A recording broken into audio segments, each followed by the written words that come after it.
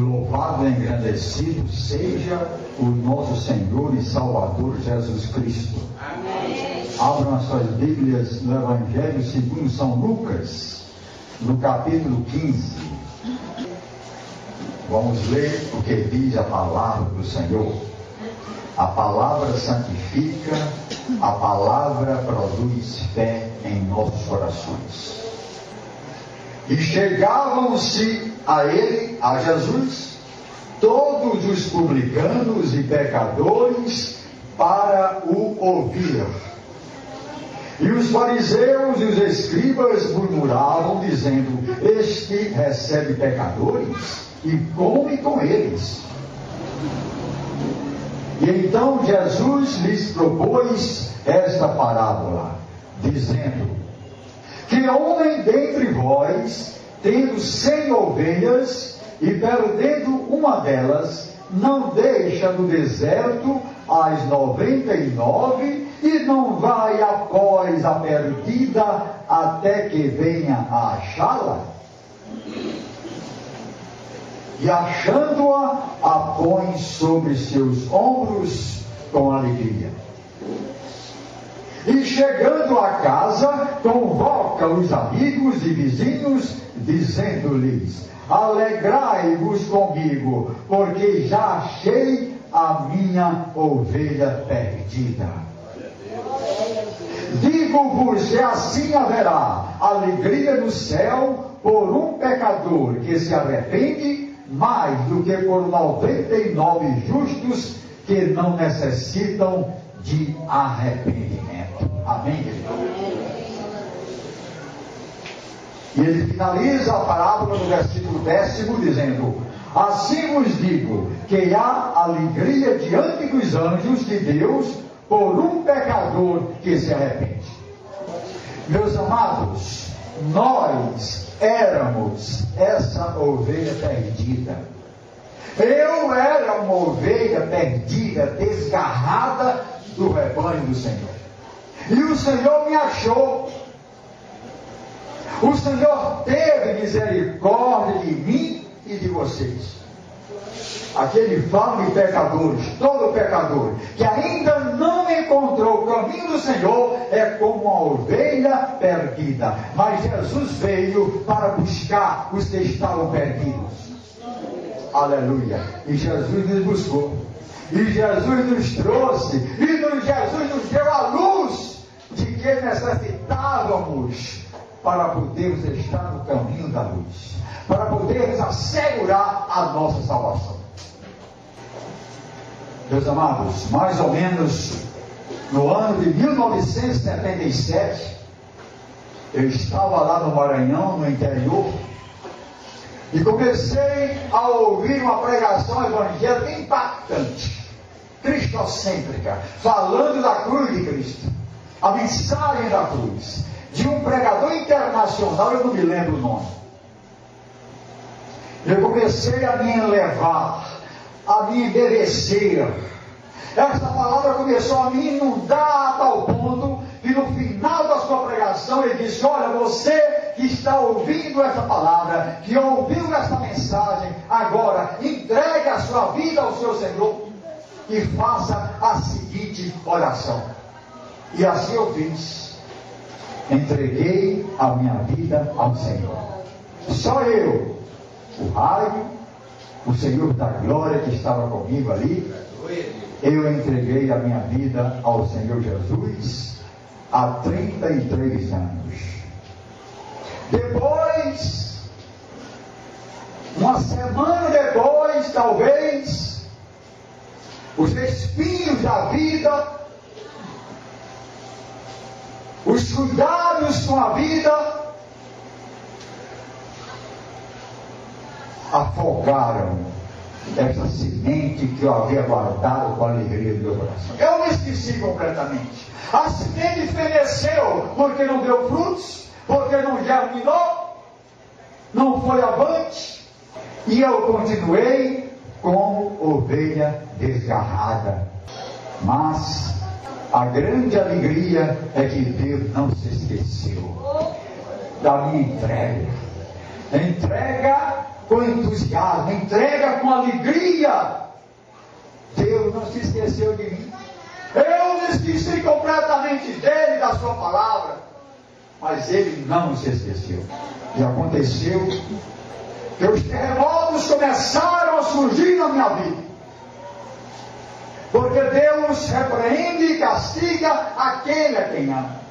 Muito tempo depois de haver passado por dificuldades tremendas, depois de Deus ter me livrado 3 ou 4 vezes da morte, uma delas lá no Rio Amazonas, quando eu e toda a família fazíamos a travessia de barco de Santarém para Alenquer, e por um milagre nós não afundamos, nós não morremos naquela travessia, à noite, de madrugada.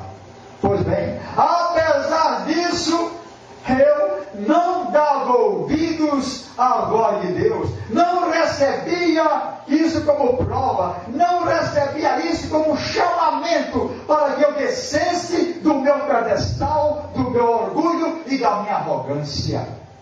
Eu continuei como ovelha desgarrada. Eu continuei achando que eu estava abafando, porque tinha uma boa família, era bonzinho, mas eu não sabia e não reconhecia que na verdade eu era um desgraçado, ou seja, longe da graça do Senhor, afastado da graça do Senhor. E em certo momento da minha caminhada, Deus mandou um terremoto gigante, grau 3 na escala de Deus. O terremoto sobre o Japão, que aconteceu no Japão, foi 8,9 na escala Richter e causou grandes danos àquela nação. Mas o terremoto de Deus não precisa chegar a tamanho grau. Ele manda terremoto tamanho 1, magnitude 1, magnitude 2.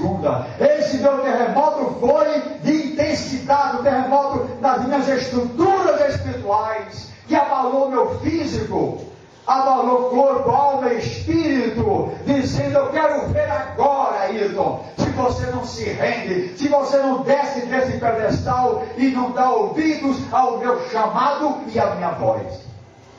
Meus amados, todos nós aqui, eu tenho a impressão, se fizerem uma reflexão sobre a vida, sobre a caminhada de cada um, vão entender e compreender que foi necessário um aperto muito grande, que foi necessário uma aflição muito grande, para aqueles que não vieram logo no primeiro chamado, para aqueles que não vieram logo no primeiro convite, para aqueles que resistem, e resistem o quanto podem. E vocês vão verificar que tudo Deus fez foi por amor. Eu me lembro, meus amados, quando veio esse tsunami sobre a minha vida, eu disse, como disse Jó: agora eu me abomino e me arrependo, porque, Senhor, eu apenas ouvia falar de Ti, mas agora os meus olhos Te veem.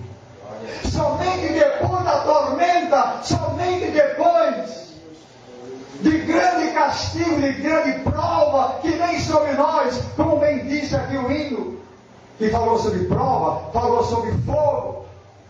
Muitas vezes, somente depois disso, é que nós resolvemos dobrar o nosso joelho diante do Senhor e dizer, como disse Saulo, que estava abafando, perseguindo a igreja de Cristo, daquele esplendor de luz, ele se ajoelhou e disse: Senhor, que queres que eu faça? A mesma coisa eu disse para o Senhor: Senhor, eu cheguei ao meu limite, por favor, não exija mais de mim arrependimento, que eu estou no meu limite. Mas o Senhor nosso Deus, Ele é tão bom, tão misericordioso, que Ele não coloca sobre nós terremoto de intensidade tal que não possamos suportar. É na medida certa. É apenas na medida em que, através disso, nós podemos sim andar em seus caminhos e voltar para o seu aprisco e ter comunhão com Ele. Olha que Jó, meus amados, diz a Bíblia logo no começo do livro de Jó, que ele era um homem sincero e reto e temente a Deus. E mesmo assim, Deus permitiu que sobre a vida dele viesse a tormenta. Perdeu bens, perdeu família, mas Jó não estava precisando de nada, era temente a Deus, era reto, era justo, estava assim. Estava precisando, porque lá no último capítulo do livro está escrito que Jó disse: agora eu conheço Deus. Então ele estava precisando. Ele estava precisando desse aperto, desse chamado forte, para que ele tivesse mais comunhão com o Senhor Deus. Muitos irmãos se enganam. Não, eu conheço Deus, eu tenho fé em Deus. Meus irmãos, Deus quer uma comunhão mais estreita com Ele. Deus quer algo muito mais profundo. Não é só na igreja levantar as mãos, louvar o Senhor, dar glória a Deus, mexer com o corpo, frequentar assiduamente. Não, Deus quer é comunhão mais estreita com Ele.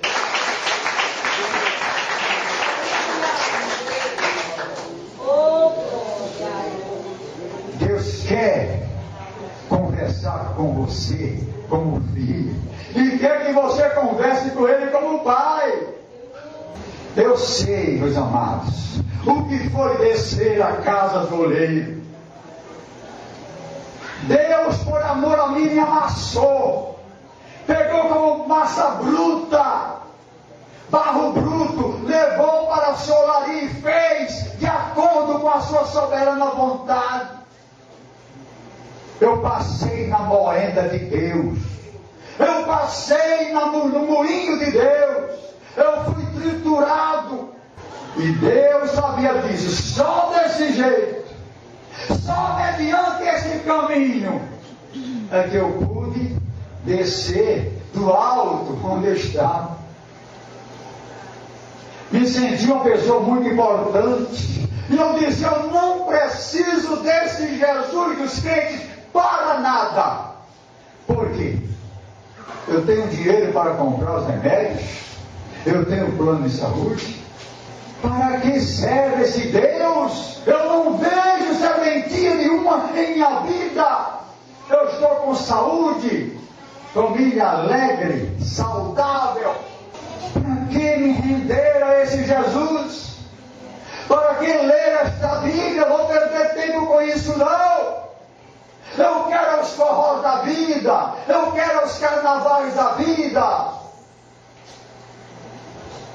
Mas Deus está preparando o caminho para acolher esta ovelha, para trazer esta ovelha para o seu aprisco, para pegar esse tronco bruto, tirado da árvore e fazer o polimento. Jesus foi carpinteiro, filho de carpinteiro. Ele sabe muito bem pegar uma madeira bruta e fazer, e modificar, e polir, e fazer um móvel perfeito. Assim somos nós, meus irmãos. E quanto de nós já passamos por isso? Ontem eu tive duas alegrias. A primeira foi lá em Tucuiú. Encontrei com um jovem há muitos anos, passou por uma experiência terrível.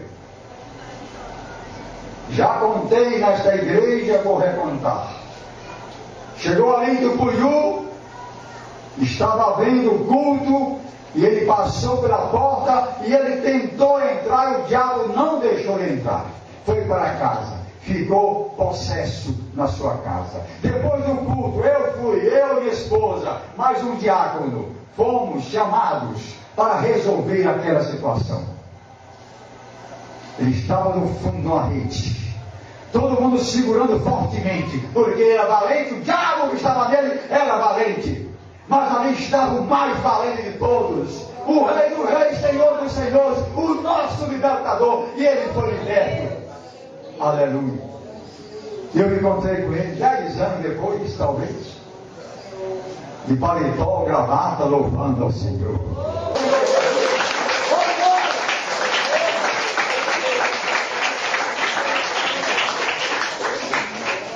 Uma ovelha que estava perdida e foi resgatada. Está lá. A vida pastoral tem muitos espinhos. O ofício é difícil.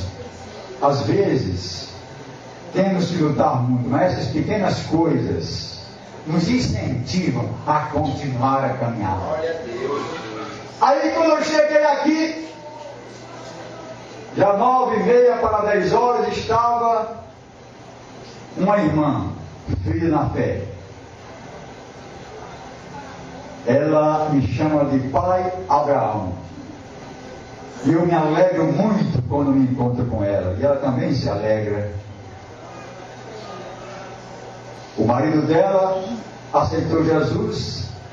E ela diz: não quero esse Jesus, não quero saber de evangélico, nem de protestante, nem de crente. Eu pedi permissão a ele para ir à sua casa. E fui. Ontem nós celebramos esse momento. Eu pedi permissão para fazer uma oração. E fiz oração. Ela agradeceu. E eu disse para ela o seguinte: olha, quando não vamos pelo amor, é bem provável que Deus nos traga pela dor. Ela me fez lembrar essa palavra que eu já havia me esquecido. E ela continuou sem frequentar a igreja e sem se decidir pelo Senhor. O que aconteceu, meus amados? Ela foi acometida de uma enfermidade nas pernas. As pernas começaram a ficar bem grossas, inchadas, que ela já não podia nem se levantar. Diante desse quadro, desse terremoto que foi sobre a vida dela, permitido por Deus, ela resolveu ir à igreja, entregou o seu caminho ao Senhor e foi curada. E até hoje, ela está com Jesus. E quantas pessoas, meus amados, estão esperando o próximo terremoto? E Deus vai mandando castigos mais difíceis, mais pesados, por amor à ovelha, até que ele desça, até que a ovelha desça do seu orgulho e da sua arrogância e dobre o seu joelho para o Senhor. Quantas vezes acontece isso? Pessoas que insistem: não, eu não quero, eu não vou, eu não posso, porque os prazeres do mundo são melhores, são agradáveis, satisfaz as minhas paixões carnais. Por que eu vou então renunciar a isso que é bom? Todo pecado é bom e é gostoso para o corpo, mas leva à morte eterna. Eu estava assim, meus amados, alimentando muito bem meu corpo, com as iguarias do diabo, as iguarias do mundo, mas a minha alma morria de sede, de vontade de beber da água viva.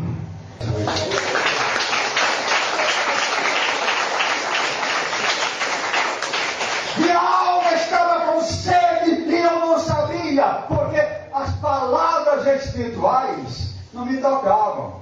Eu não compreendia. Eu não tinha um entendimento. Foi que, nesse terremoto, no último grande terremoto sobre mim, minha esposa veio então a ser cometida de uma doença incurável. Aí eu fui descendo e rastejei. Literalmente, eu rastejei diante do Senhor, implorando perdão.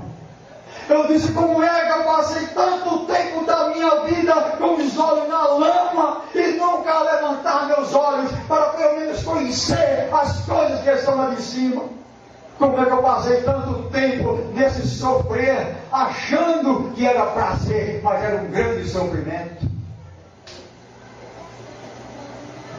Foi quando, meses e meses de sofrimento, eu procurando o Senhor intensamente, e disse: agora, à noite, já a caminho de casa, eu vou procurar uma igreja. Não importa que seja a igreja católica, não importa que seja a igreja protestante, eu quero um lugar para eu conversar com o Senhor, para ter um acolhimento, para uma meditação. E eu, no caminho de casa, passei por algumas igrejas católicas que estavam fechadas. Depois eu passei por outra igreja, já perto de casa, bem iluminada, pessoas com a Bíblia na mão, liguei ali. Imediatamente eu subi 7 degraus desse templo, fragilizado, chorando muito. O culto já estava terminando, mas para mim estava tudo começando naquele dia. Eles me acolheram e me deram de presente uma Bíblia bem pequenininha de bolso. E marcaram para domingo o dia em que eu iria me entregar ao Senhor. Eu desci com o ânimo renovado. Desci com mais esperança e com alegria. Eu estava agora no caminho e que Jesus estava comigo nessa caminhada. Eu não falei nada para os irmãos, que eu não tive condições. Eu disse só que minha esposa estava à morte. E aí, chegando em casa, eu comecei a devorar esta Bíblia. E eu achei, em João 14, versículo 6, Jesus falando intensamente ao meu coração: eu sou o caminho e a verdade e a vida. Ninguém vem ao Pai senão por mim. Aleluia!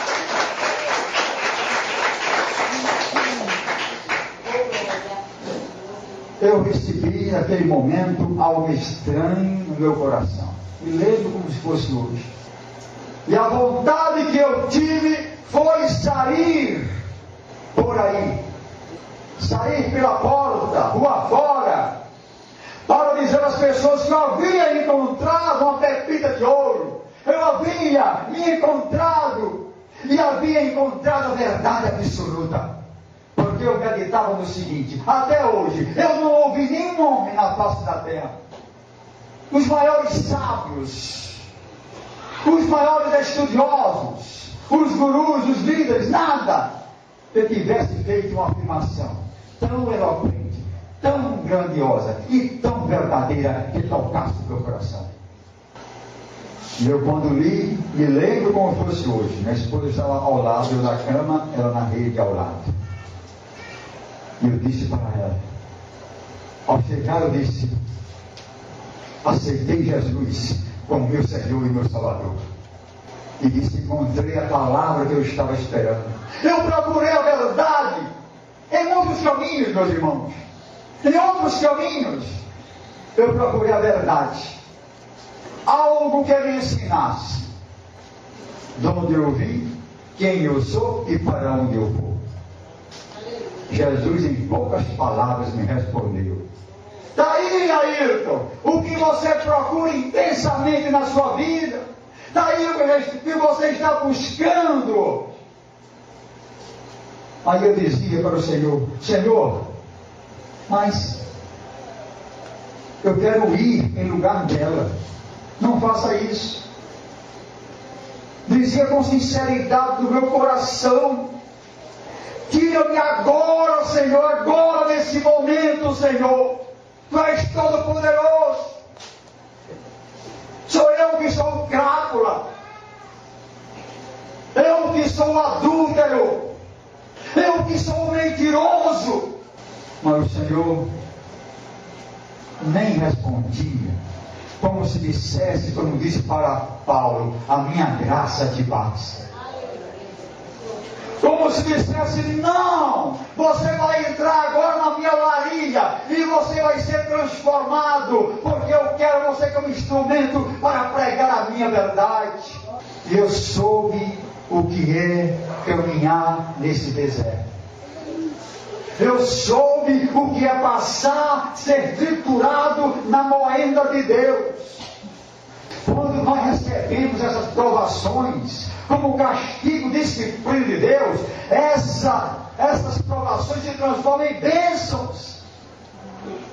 Foi uma bênção para a minha vida, porque do contrário, eu estaria da mesma forma, na cachaça, no baralho, na mentira, no orgulho, e achando que era o tal. Mas, assim como aconteceu com Jó, Deus permitiu outras provações na minha vida, para que eu pudesse ajustar a minha fé, para que eu pudesse ter muito mais comunhão com Ele, para que eu pudesse considerar que eu sou totalmente dependente dEle, para que eu pudesse entender que eu não posso viver sem o Senhor Jesus, para que eu pudesse entender que a minha força, meu dinheiro, a minha intelectualidade, as minhas energias, nada disso valerão se eu não estar caminhando com o Senhor Jesus. E Ele trouxe outras adversidades. Aliás, a segunda que eu passei recentemente, e por tudo isso eu glorifico ao meu Deus, porque me aperfeiçoou muito mais. O sofrimento é a escola da vida, o sofrimento aperfeiçoa o crente, porque os exaltados serão humilhados e os humildes serão exaltados. Então, meus amados, se você está sob disciplina, dê graças a Deus, porque Deus está aperfeiçoando você. Deus permite que as coisas aconteçam na sua vida por amor, porque Ele diz aqui em Lucas 15: a ovelha que está desgarrada recebe todo o cuidado do Pai, e a alegria no céu quando um pecador realmente de coração se arrepende e entrega a sua vida ao Senhor e diz: Senhor, eis-me aqui, e não espera o próximo terremoto, não espera a próxima aflição, não, diz logo: Senhor, eu ouvi, eu quero e eu aceito.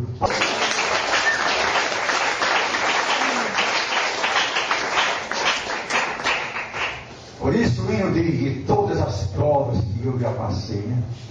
Quantas e quantas provas, meus amados, a partir dessa mensagem que eu ouvi há 33 anos, eu passei a gostar da mensagem da cruz.